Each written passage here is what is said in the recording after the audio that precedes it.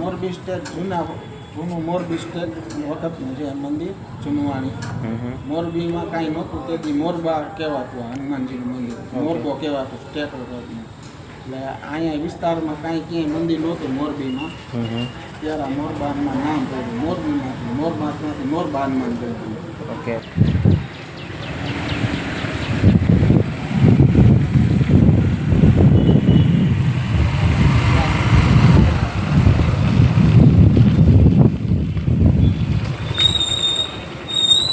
કાઢ્યો બા. નમસ્કાર મિત્રો, અમર કે બ્લોગ્સમાં આપનું હાર્દિક સ્વાગત છે. આજે હું આવ્યો છું મોરબીના એક હનુમાનજીના પૌરાણિક મંદિરે. નામ છે મોરબાના હનુમાનજી. પાછળ હું તમને બતાવું.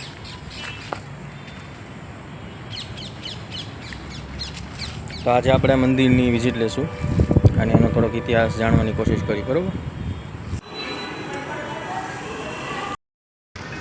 મોરબાના હનુમાન જે મોરબી સ્ટેટે બંધાવેલું છે અને 250 થી 300 વર્ષ થઈ ગયા. જ્યારે મોરબીની રચના થઈ હતી ત્યારે ગઢ ઢેલડી નામ નહોતું અને એ પછી મોરબી થયું. તો એ સમયે આ મંદિરનું ટૂંકમાં નિર્માણ કરવામાં આવ્યું હતું સ્ટેટ દ્વારા. ત્યારે નાનું મંદિર હતું, અત્યારે મોટું થઈ ગયું છે. આ જો મારી પાછળ મને દેખાતું છે.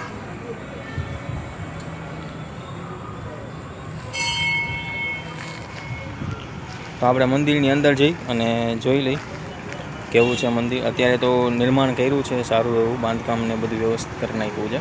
પહેલાં તો જૂનું બાંધકામ ને એવું હતું. ચલો દર્શન કરી લઈએ. આ છે મોરબાના બાલા હનુમાનજી.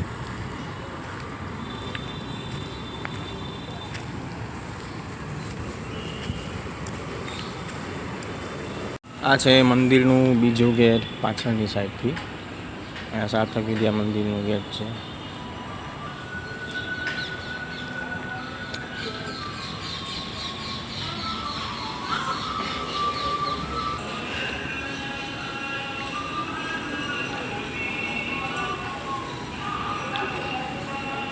મોરબાના બાલા હનુમાનજી.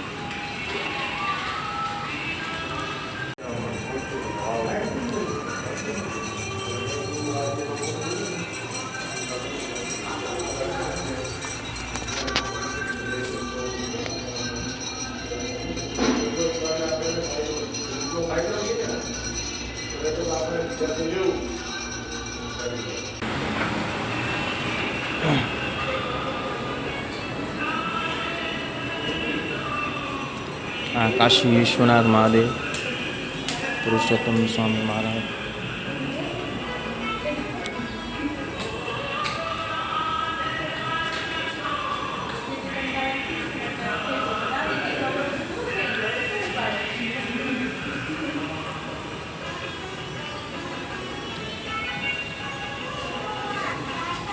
ગણપતિ દાદા.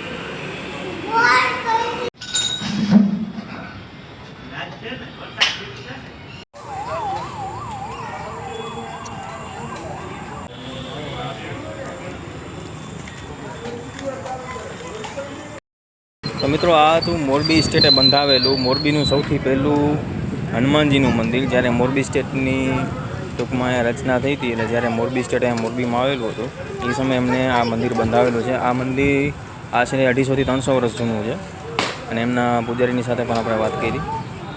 તો સાંભળો એમ શું કહે છે. ચાલુ કર્યું છે. તો દાદા આ મંદિર કેટલા વર્ષ જૂનું છે એનો થોડોક ઇતિહાસ જણાવજો.